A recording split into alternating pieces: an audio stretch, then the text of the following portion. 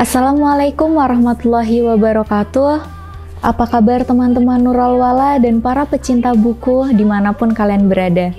Bersama saya Fatima Ali, saya akan membawakan buku Rahasia Kebesaran Nabi Muhammad, karya Dr. Abdul Qadir Al-Habsyi dan diterbitkan oleh Nurul Wala.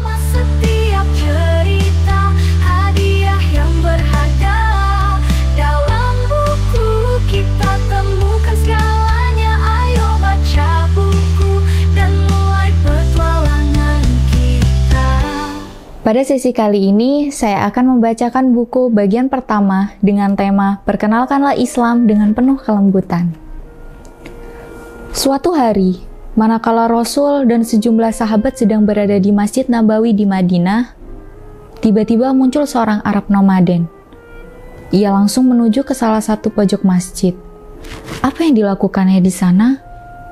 Sungguh luar biasa, ia buang air seni. Pantas saja, para sahabat membentaknya. "Hei, berhenti, jangan kamu kencing di masjid." Mereka kaget dan sangat berang. Arab nomaden itu pun kaget dan bingung. Tidak membayangkan akan diperlakukan seperti itu. Rasul yang menyaksikan kejadian ini pun terkejut.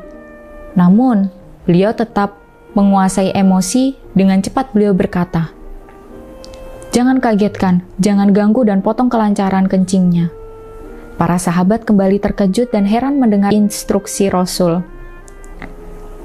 Namun, mereka tetap patuh dengan tulus. Orang itu pun kembali melanjutkan kencingnya hingga benar-benar selesai. Kemudian Rasul memanggilnya. Dengan penuh kelembutan, beliau berkata, "Rumah-rumah Allah tidak tepat untuk dijadikan tempat pembuangan air kecil dan segala sesuatu yang bersifat najis.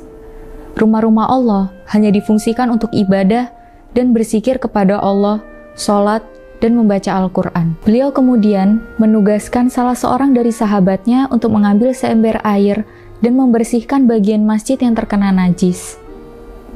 Demikianlah akhlak Nabi. Dengan kepala dingin dan pikiran jernih, beliau dapat mengatasi hal yang benar-benar tidak menyenangkan secara simpatik. Coba bayangkan, apa yang akan terjadi seandainya para sahabat tetap bertindak keras kepada Arab nomaden itu? Bisa jadi akan berimplikasi buruk pada kesehatan orang itu karena harus menghentikan kencingnya secara paksa. Boleh jadi pula ketakutan akan membuatnya lari sehingga air seninya akan tertecer kemana-mana. Sudah pasti, air seember tidak akan cukup untuk membersihkan najis yang berceceran. Lebih penting dari semua itu adalah implikasi negatif yang dapat timbul akibat citra buruk Islam yang tertawan dalam hati yang ketakutan. Baginya, Islam adalah kasar, tidak bersahabat, sok suci, dan lain-lain.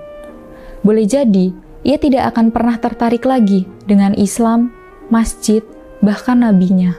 Siapakah yang berdosa? Orang bodoh yang tidak tahu adat istiadat, atau mereka yang paham tapi tidak empati?